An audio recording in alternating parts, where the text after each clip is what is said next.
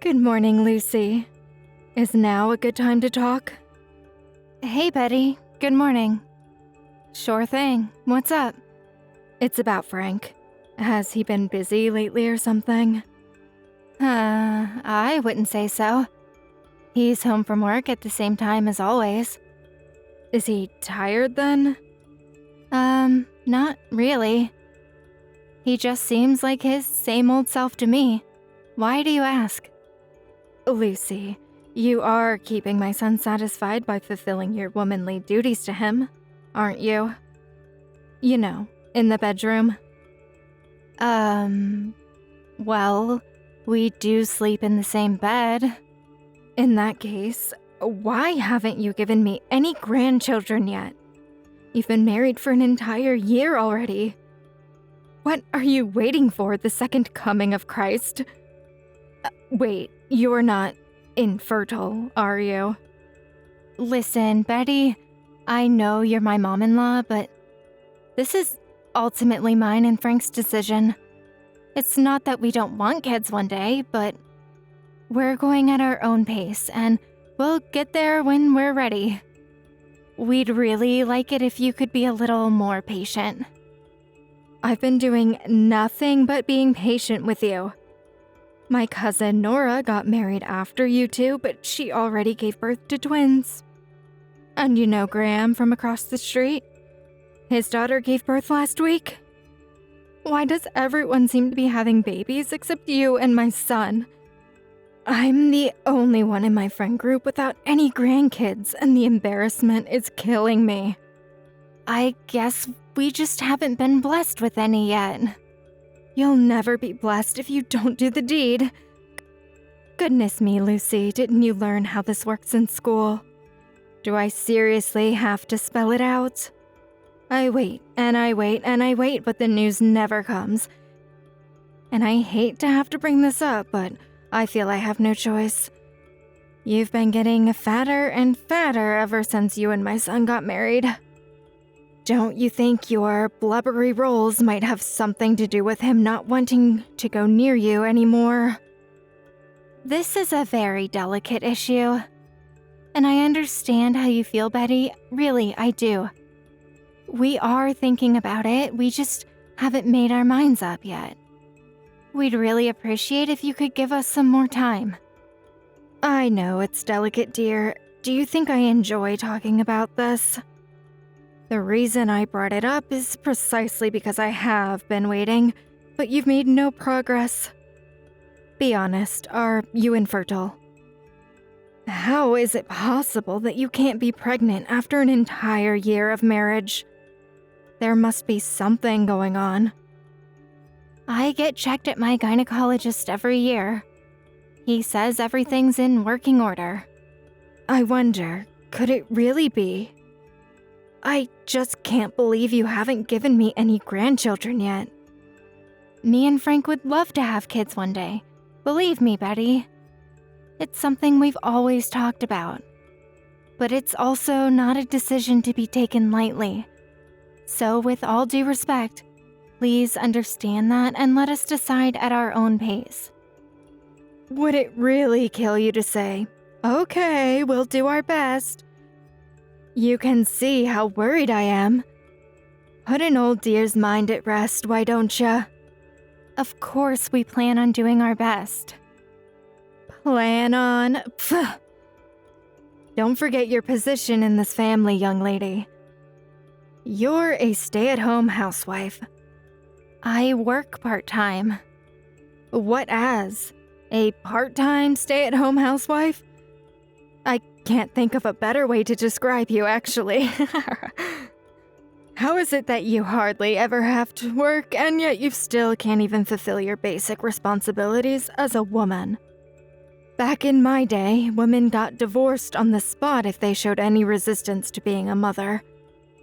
The world's gone to the dogs, I tell ya. It's time you knew your place, young lady. Understood. Don't worry, I'll be passing the message on to my son. I'll have you eating for two before you know what's hit you. What's a baker without any buns in the oven? Get to work.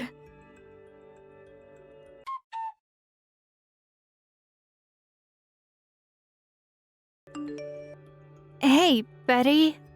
The peaches just arrived. Thanks a bunch. I'm glad to hear they made it safely.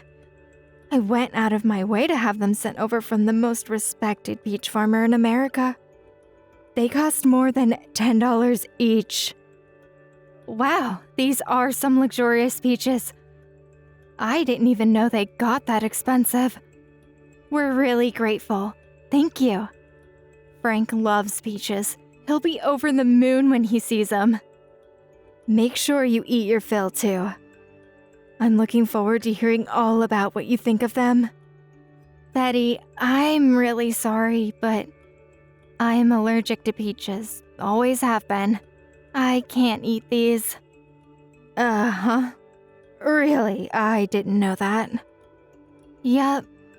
But that doesn't mean I'm any less grateful. It really means a lot that you went out of your way to send us something so special. Frank can have my half, and I just know he's gonna love them. But they really are the most exquisite peaches you'll ever have the privilege of eating.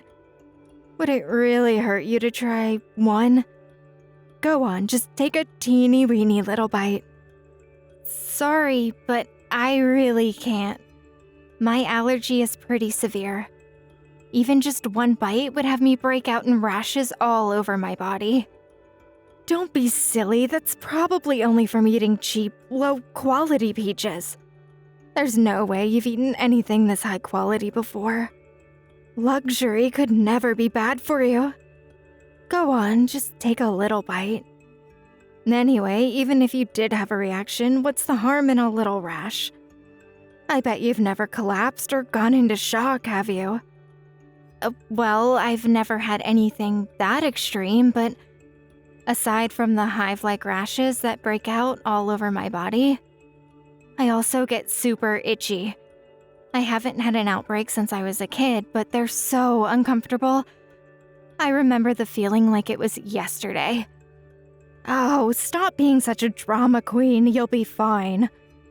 You're missing out on the chance of a lifetime if you don't try one. They're the sweetest, most succulent, most exquisite peaches you'll ever sink your teeth into. You absolutely have to try them. I appreciate the sentiment, but I'm sorry, I just can't. The thought alone scares me. I'm gonna have to pass. I see how it is. It's very clear how much I want you to try one, but you're dead set on refusing me, aren't you? To think you won't even take a little bite. You know, Lucy, it's considered good manners to eat things given to you by your superiors, even if they're things you don't like. They say your boss came into work with some cakes she made. I bet you'd eat one even if you didn't really like the look of them out of politeness, wouldn't you? Which only makes your refusal of my supreme kindness and boundless generosity even more despicable. I am your mother-in-law, young lady. This isn't about me not liking peaches. It's about me being severely allergic and coming out in whole body rashes when I eat them.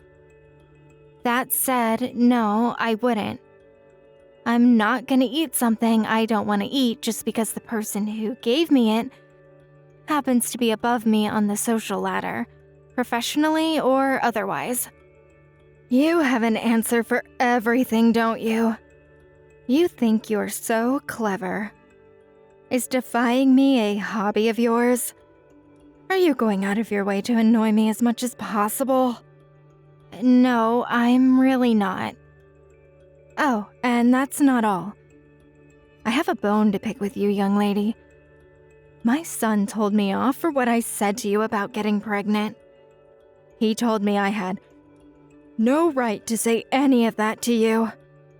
I bet you were straight off filling his head with lies, painting me as some domineering authoritarian. All I was doing was trying to provide some gentle encouragement because you two are clearly not capable of delivering the goods yourselves. I just told him what you said to me. You didn't have to go and do that. The idea was that you were supposed to do what needed to be done to get his juices flowing so he'd be in the mood to make babies, you simpleton. Why did my son have to marry the most thick-headed woman on the planet? You should know that all of our relatives will be at my uncle's wake next week. The thought of inviting such a tactless dullard to such an important family event is so terrifying it keeps me awake at night. I keep having these premonitions where you put your foot in the most awkward, embarrassing way and make me look like a fool in front of the whole family. Don't worry, I'll be careful not to cause you any problems. I hope that's true. Forget it, I'm wasting my breath. It's obvious by now that everything I say to you goes in one ear and straight out the other. Just see to it that you don't do anything that affects my stellar reputation in this family, or there'll be hell to pay.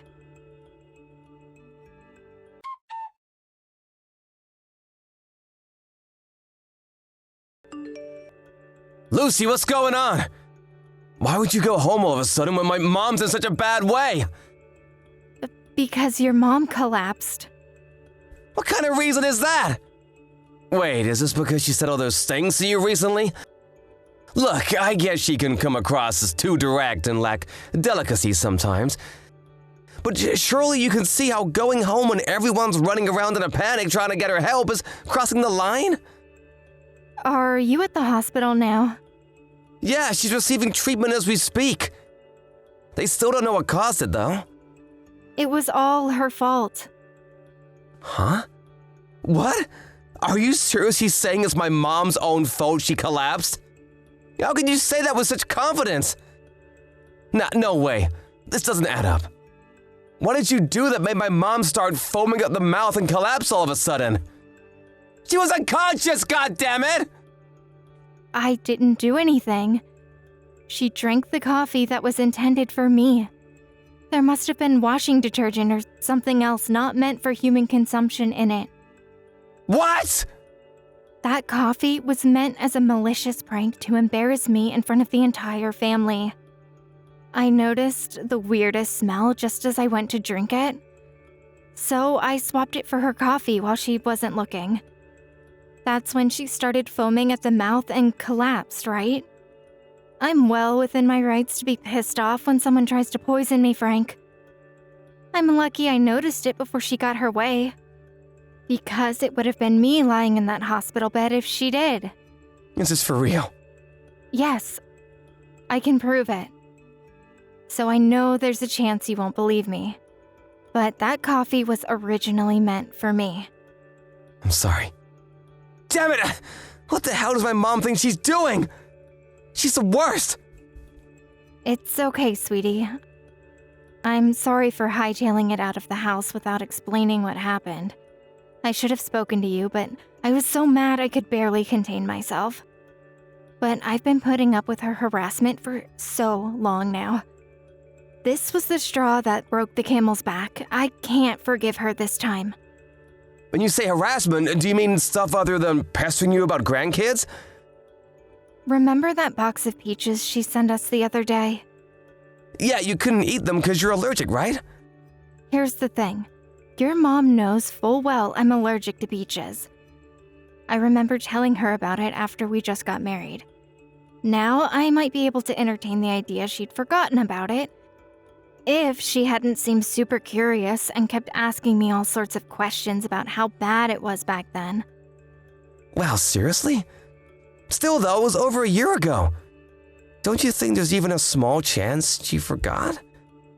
Maybe, just maybe I would if this was the first time she'd done it. But a few months back, she sent us that box of souvenirs full of candy with peach extract in it. I don't know exactly which part of the peach it is that gives me the reaction, so I play it safe by avoiding all of it. But it seems like she's sending everything she possibly can to try and make me have a flare-up.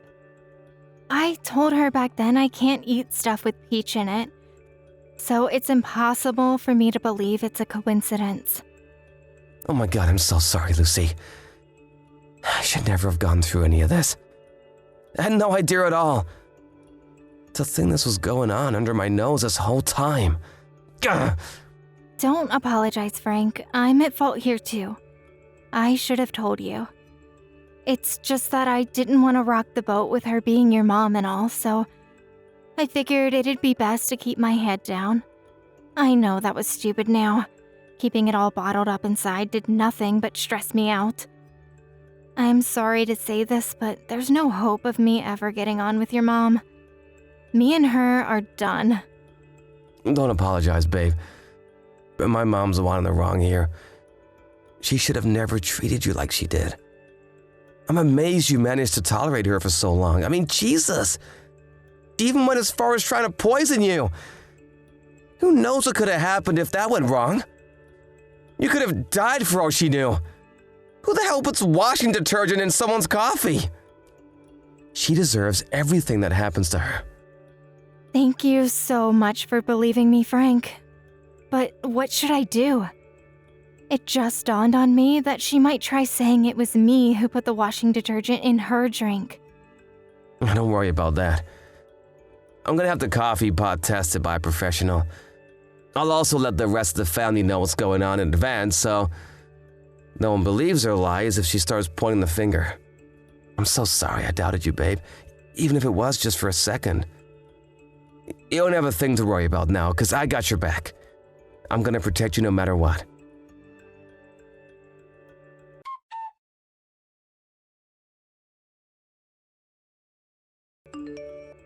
Lucy, are you there?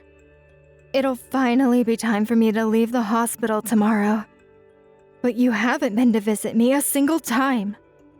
My son's just as bad. He's ignoring all my messages for some reason. Care to explain yourselves? Hey, Betty, I decided I want nothing more to do with you. Frank feels the same way. That's why I need you to refrain from messaging me like this from now on. Thanks. What are you talking about?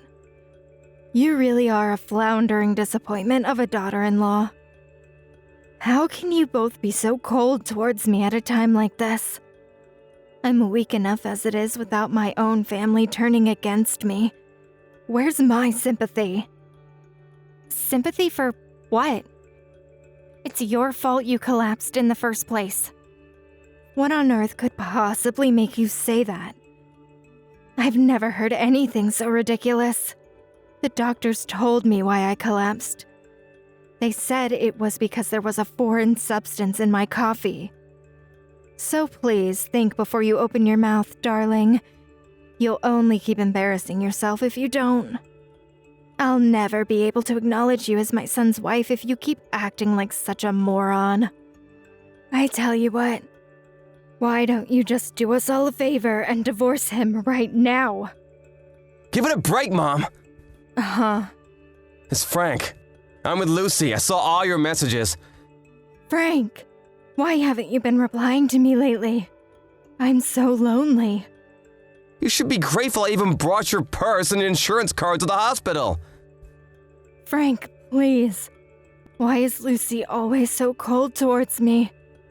This has been her attitude ever since you two got married. I think she might be infertile too. Don't you think it's time you started thinking seriously about your future, sweetie? You're still young. There's still time for you to find someone else. But I don't want anyone else. I made a lifetime vow to Lucy when we got married, and I'm sticking to it. Nothing you say will change that. Good grief. Why won't you use some sense, boy? Where's the sense? Go on, I'm listening. Where's the sense in trying to poison my wife with washing detergent? Excuse me? The doctors told you they found a foreign substance in your body, right? Yes. I had the contents of the coffee pot sent off to a lab. The results came in, and I have a list of the chemicals I found inside it. They were 100% matched with the washing detergent in your kitchen cupboard. You were the one who poured everyone's coffee, right? I know you tried to make Lucy drink it. No, you're wrong. Yes, maybe it was me who poured the coffee, but I'm pretty sure it was Lucy who have brewed it in the pot beforehand. Lucy did this. Think about it, son. I'm the one lying in a hospital bed here. Why would I poison myself? I know it might be hard to accept, but your wife is the only person who could be behind this. I asked all of our relatives who came to the wake, and luckily there were several witnesses. When Lucy got up to go and brew the coffee, you stopped her and insisted you'd do it instead. Really?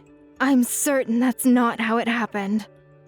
Are you sure these witnesses of yours don't just have bad memories? You kept forcing Lucy to do chores that day, didn't you? She was visibly exhausted, but you just demanded more of her. One of our relatives felt bad for her and offered to help. But you told him to sit down and relax because Lucy would be taking care of everything around the house for the day. That's why they thought it was weird when you made an exception to go out of your way to stop her brewing the coffee and insisted on doing it yourself. You should know that there were several witnesses. Even if, for argument's sake, all that were true, why would I poison myself by drinking my own washing detergent-laced coffee? I collapsed while foaming at the mouth, for crying out loud. That's because Lucy noticed you're up to something and swapped your cups while you weren't looking. She did what? Still, she wouldn't have guessed in a million years you're trying to poison her with freaking washing detergent. No matter how you look at it, this is 100% your fault, and you got what you deserved. I don't think you need me to tell you how dangerous what you did was after you collapsed and got put in hospital. But you don't know how Lucy would have reacted to that stuff. You could have killed my wife for all you knew. We'll be well within our rights to report you to the cops. Frank, please hold on a second. Hear me out, okay? I only wanted to give her a little fright, that was all. You finally admitted then. I'm sorry. That's not me you should be apologizing to. Besides, no amount of apologizing will take back what you did. We'll never forgive you for as long as we live. Please, darling, I said I'm sorry. I never thought it would turn into such a big drama. What else was I supposed to do? That girl never listens to a word I say. I was just trying to instill some discipline in her is all. Just be quiet. There's no excuse for what you did. You disgust me. I never want to see you again. I'm grateful for you raising me, but you need to leave us alone from now on. You can keep my inheritance. I don't want it. Frank, please wait. I'm begging you, please forgive me. I'm so sorry. I was full of regret over what I did when I woke up in this hospital bed. Frank's driving now. He can't reply anymore. Lucy? Driving? Are you outside? Yep, we just went to collect the results on the coffee pot contents from the lab. Do you think maybe there's a chance you could come and see me at the hospital on your way back? I want to apologize to you in person. Please stop saying you never want to see me again. You have no idea how much it hurts. We wouldn't come to the hospital if you paid us. Lucy, please. I'm so sorry. I mean it. I've never been this sorry about anything in my life. I've always known you don't like me. You did nothing but send us food you know I can't eat ever since we got married. You say the nastiest, most hurtful things to me when Frank's not around. Anyone else would have probably ended the relationship then and there. But for some reason, I thought it was possible for us to get along somehow. And I thought that if I just stuck at it, things would work out in the end. My Frank's been spending all his time with you ever since you got married. You stole my son away from me. I've been so lonely. The only reason I urged you to have children so passionately was because being surrounded by so many happy families made me feel so acutely aware of how the clock's always ticking. And I didn't want you to wait until it was too late. But I realize that was wrong now. I'll never overstep my bounds again. I'll acknowledge you as my daughter-in-law. I'd rather you didn't. We're breaking off all ties with you. No, please. Don't even say things like that. I'm so sorry. If you were really sorry, you wouldn't be pestering us to come and visit you in the hospital. The only reason you were being so cocky was because you had no idea we knew about your little washing detergent stunt. We can't associate with someone who thinks like you. You're dangerous. Lucy, please, will you find it in your heart to forgive me? I'm ready to turn over a new leaf. I'll be extra kind to you from now on. Oh, that's funny. I could have sworn you were just telling Frank to dump me and find someone else. Let's face it, Betty, this conversation is pointless. How about you do the human race a favor by crawling under a rock, where you can never bother anyone again?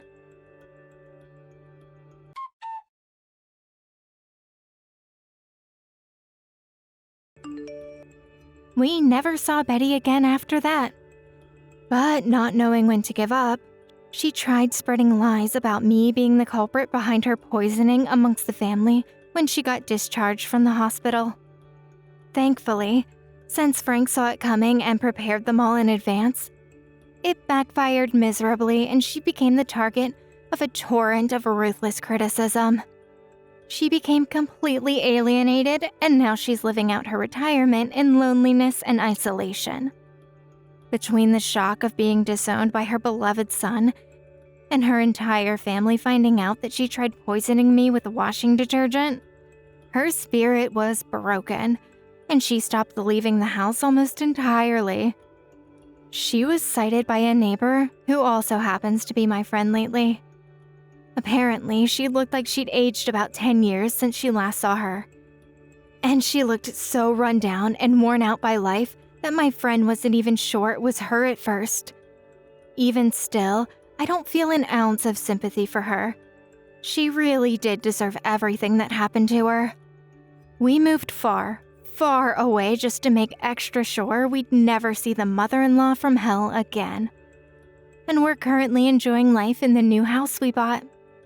Half a year after she collapsed, I finally fell pregnant, and now we're making preparations for our son to be born.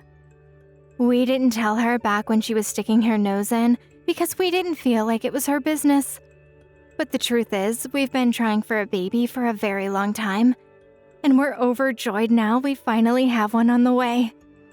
I just know that if she was still in our lives, I'd never hear the end of the correct way to be pregnant or the correct way to raise a baby boy. It wasn't plain sailing, and we rode out our fair share of rough seas to get here. But after cutting all ties with Betty, we've never been happier. My priority now is building a happy household full of love and warmth with my amazing, supportive husband and the baby boy we've got on the way. I can't wait to see what the future brings.